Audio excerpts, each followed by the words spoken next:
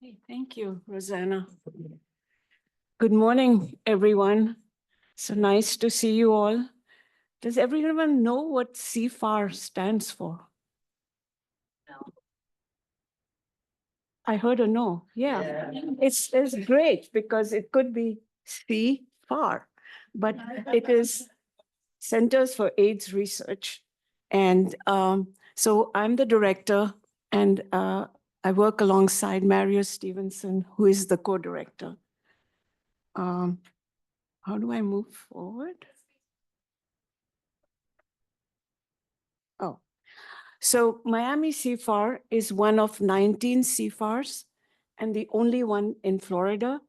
Its mission is to work with the community to advance HIV prevention, HIV care and treatment, as well as to get cure for HIV/AIDS to end the HIV epidemic. And it was established in 2007. It's now in its fourth cycle. It's renewed every 5 years, and it's now in its 18th year. So how does it all work? We have an administrative core, and I want to say here, everything Steve said really applies to the CFAR. And I think CFAR is just a little more complicated, but CHARM is probably a little better run. And he had beautiful slides. So I really liked your slides, Steve. So the CFAR has a number of cores, as well as what we call a scientific working group, which is like a mini core that can develop over 2 to 3 years into a full core or become a established program when it is sunsetted. And we work together with all of the other programs in the University of Miami, some of which are represented here today. And there's great synergy between all the centers. We really depend on each other. And for example, for Cancer Center, you might have heard about the resources fair that was held recently, that was university-wide. That was really very well participated in by everybody, I think.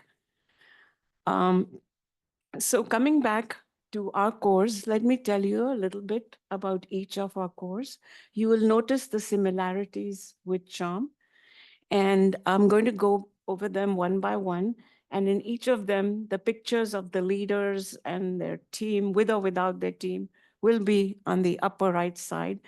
Everybody is not depicted in the picture, so if one of you is missing, then please don't hold it against me. So let's talk about first the developmental core. The developmental core is really one of the premier cores of the CFAR because it is so important. Its mission is to really help people develop into independent investigators through providing mentoring, pilot grants. We give out about approximately 5 grants ranging from 50 to 70,000 every year. And we've also been helping to give out supplemental grants for ending the epidemic for several years, which now I think NIH has said no more of supplemental grants. We've given you enough money, let the investigators write their own R01s.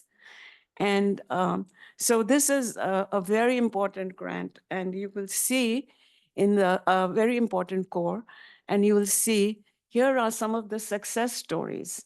And you'll recognize many of the people who are even speakers today who really had their first push for their careers through the CFAR. Many of them defected ultimately to CHARM, but still, we still are friends and we work together. And I think this relationship with CHARM is really, really important. And so we're very proud of our people who've advanced and who've now become independent investigators in their own right. Again, some people are missing, but I could only put so many pictures. So next is the clinical core. And the clinical core really is important for providing clinical biodata and for providing methodology and regulatory assistance to investigators. And they also have a biostatistics subcore. And so one can reach out to the biostatistics subcore, especially if you're a pilot awardee, you get the services for free to help in your grants and projects. So that's really important. Core E is the population engagement, and you can recognize some faces. They really are in our core, as in our CFAR, as well as in CHARM. But that's okay because, you know, some of the activities are very, very similar. And population engagement is this core does a lot with the community. It's a link with the community.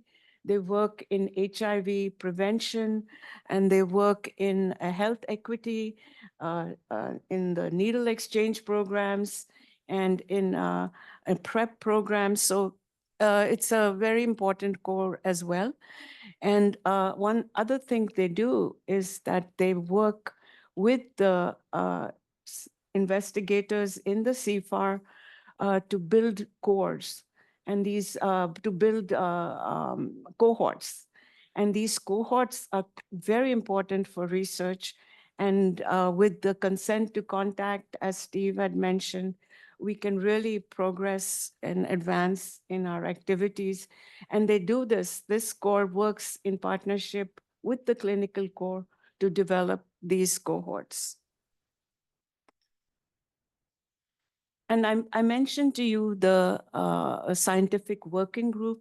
I said they're like mini cores. And so the one that we have in existence in our current cycle is the Sexual and Gender Minority Scientific Working Group.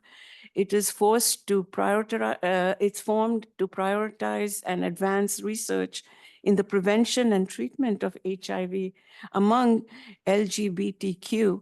And you know how important that is for Miami, given the climate that we live in.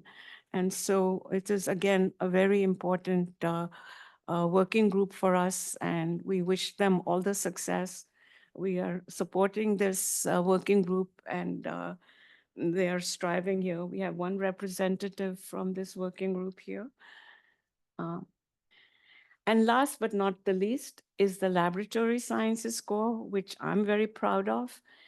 And I think maybe people don't know how important it is for people who are doing all kinds of clinical research, behavioral research, community research, that you can really link up with the laboratory core to do things like inflammation biomarkers. It is so popular for us to get that kind of request to see how that is impacting behavior or mental health.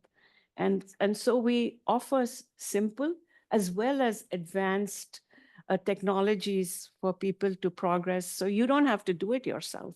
You just consult with the laboratory core, and they can advise and they can do the studies.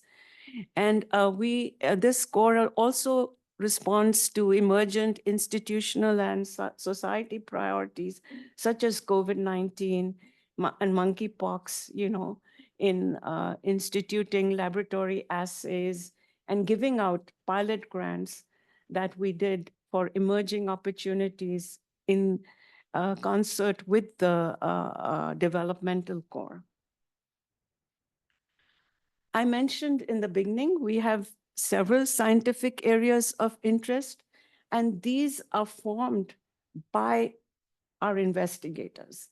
It really depends on the funding and what grants the investigators who are linked to the CFAR have, because we do get a list from the NIH every year about how many dollars, and as Steve said, your success is our success. And so these are the areas that we have the maximum funding in, and this funding could be from NIH, CDC, any other source. Health equity, I already mentioned, in prevention, substance use disorders, EHE strategies, HIV and women, and then HIV and aging, HIV cure, and AIDS malignancies. So you may have seen the vans that circulate from the Health Equity Program. We have 4 vans that are linked to the CFAR, and these are vans for Connect, for what are the others? I'm forgetting their names right now. It is Connect,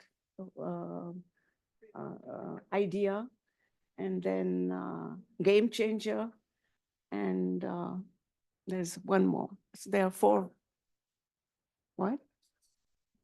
No, RAW, Research and Wellness. You're right. And for cure, for example, they're going gangbusters on cure research. We're doing a lot of work in children internationally, as well as you may have heard about the famous Miami monkey. This is a monkey who was given a special intervention and has been free of SIV, which is the monkey HIV, for more than 7 years now. And we are hoping that can be translated to human trials and so forth and so on.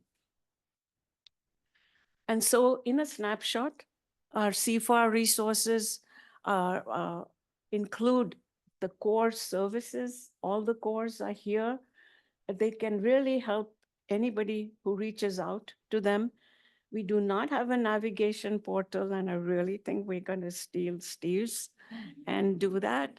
But we do have contact people that you can just reach out to. And we provide, as I said, pilot grants and many educational programs to our community. Examples, we have an annual CFAR symposium. We partner with CHARM and with the Heidi, which is the AIDS Institute for that. And then we have several seminars and inter-CFAR working groups, such as for aging and for women. And so again, this is more of the same. Where can you get help from?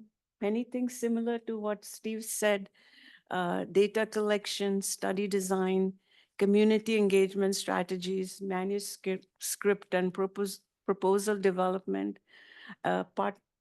becoming a member of the scientific working groups. Each has an assigned leader and they hold meetings frequently, and anyone can reach out and become a member.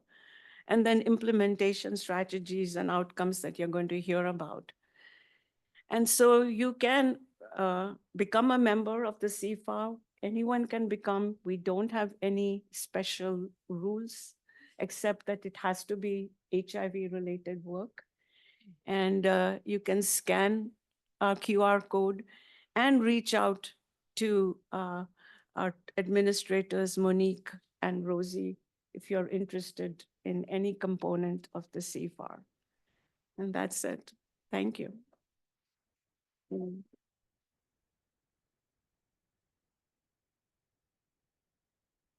You have any questions, or we take questions later?